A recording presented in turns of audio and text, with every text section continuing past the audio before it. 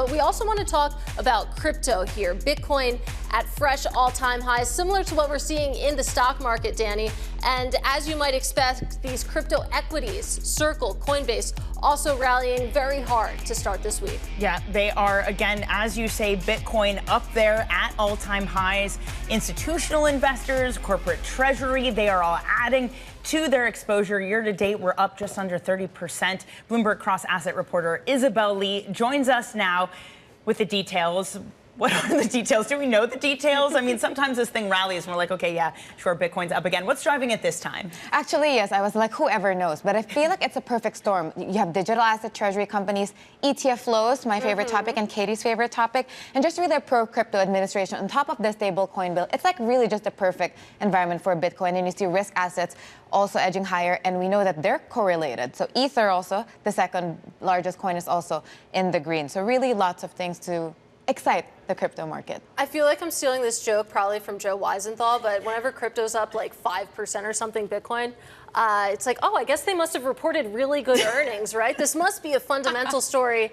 Perhaps not, but it is a supply and demand story. You mentioned ETF flows. Let's go right there. There is a lot of demand for this asset class. A lot of demand. You see ETHA, the largest Ether ETF, and IBIT, the largest Bitcoin ETF, both by BlackRock, really just seeing inflows after inflows. Inflows drive price. So, of course, those feed into each other. And we also have the news that crypto might be in 401ks. So a lot of people are excited. You have really bullish financial advisors saying you can put as much as 15%. That's a lot. That depends on your risk tolerance, but more conservatively, some say, like I think BlackRock has said 1 to 2%. So again, that depends on where you are in the whole risk spectrum. But can you imagine Bitcoin being in your 401k? So obviously, whenever Bitcoin is up, my Twitter feed lights up, or my X feed lights up. And when Bitcoin is down, it's kind of quiet.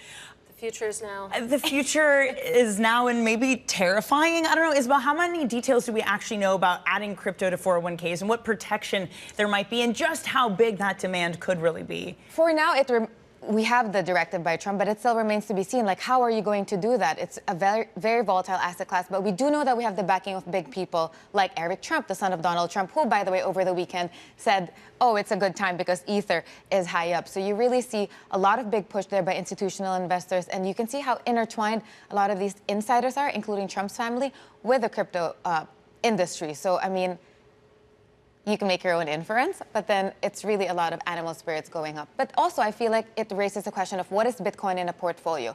It's not really a haven play anymore because it behaves more like a risk asset. We have some articles saying Bitcoin is up because risky assets are up. Yeah, I don't know if anyone is necessarily buying Bitcoin as a hedge versus sort of a place to find some alpha. But you do make an interesting point when you said that, you know, some financial advisors are saying put up to 15% of your portfolio in crypto. You have to wonder where you're taking that 15% from. Is that coming out of your stock exposure, alternatives? Is that coming out of bonds? It's an interesting question. I feel like for now, it's still kind of seen as a digital gold when it doesn't really behave like gold. We have Bank of America in their fund manager survey saying that just 9% of investors have exposure to crypto. And I looked at the word just, so maybe they expect it to be higher because in an alternate universe, you would think 9%. So it really depends how you look at it, half glass full or empty. But I guess it has more runway to grow if it's just 9%.